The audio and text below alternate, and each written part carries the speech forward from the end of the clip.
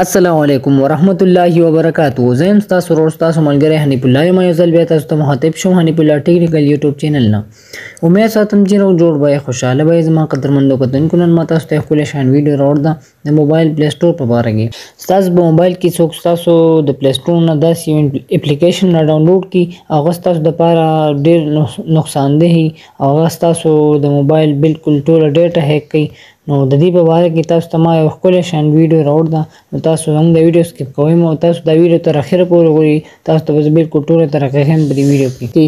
نو پلی سټور کې به زه تاسو یو سیټینګ ښیم چې تاسو کله هم به خپل په پلی سټور کې نه یې کړی. نو کله چې تاسو بیا هغه سیټینګ په خپل پلی سټور کې وکړئ نو که ستاسو موبایل کې څوک داسې اپلیکیشن را ډاونلوډ کوي چې هغه بالکل نقصاندهي وي د خراب اپلیکیشن وي نو تاسو ته بالکل د هغې په باره کې نوټیفیکیشن راځي چې یاره دا اپلیکیشن ستاسو دپاره نقصاندeh دی دا بالکل تاسو مه ډاونلوډ کوئ.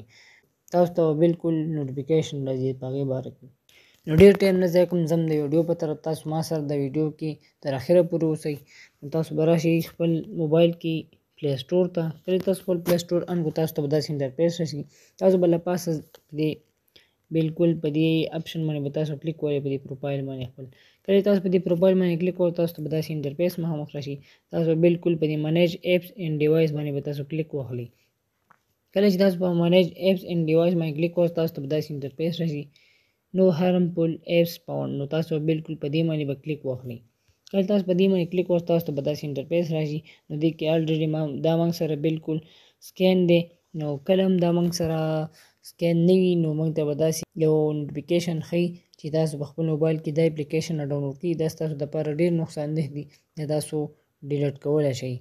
نو دا موږ سره بالکل سکین شوی دی. دې کې موږ سره بالکل داسې خطرناک اپلیکیشن نشته. نو تاسو بالکل له پاسه د سیټینګ په آیکان باندې به تاسو کلیک واخلئ.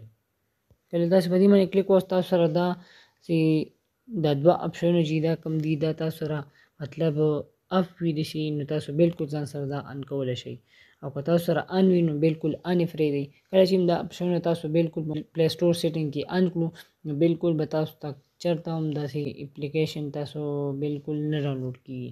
نو د دې اپشن ان کېدو د وجې نه تاسو ته بالکل چې کله هم تاسو اپلیکیشن ډاونلوډ کوئ او تاسو ته بالکل داسې نوټیفیکیشن راکوي چې دا اپلیکیشن تاسو چېرته هم مه ډاونلوډ کوئ دا تاسو دپاره نقصاندeh دی. نو بالکل تاسو ته به داسې نوټیفیکیشن درکوي. نو امید ساتم زموږ دا ویډیو به تاسو ډېره خوښ شي. که زموږ دا ویډیو تاسو خوښ شي د خپل ملګرو سره لازمي شیر کړئ او زموږ د حنیف الله ټیکنیکل یوټیوب چینل سبسکرایب کړئ. خوا کې به ګنټۍ نښان باندې کلیک وهئ په آل باندې کلیک وهئ چې زموږ نوي ویډیو تاسو ته راول ورسېږي. او زموږ د حنیف الله ټیکنیکل فیسبوک پیج دی هغه سره فالو هم کړئ او لایک ول هم ورکړئ. نو ډېره مهرباني به وي. والسلام.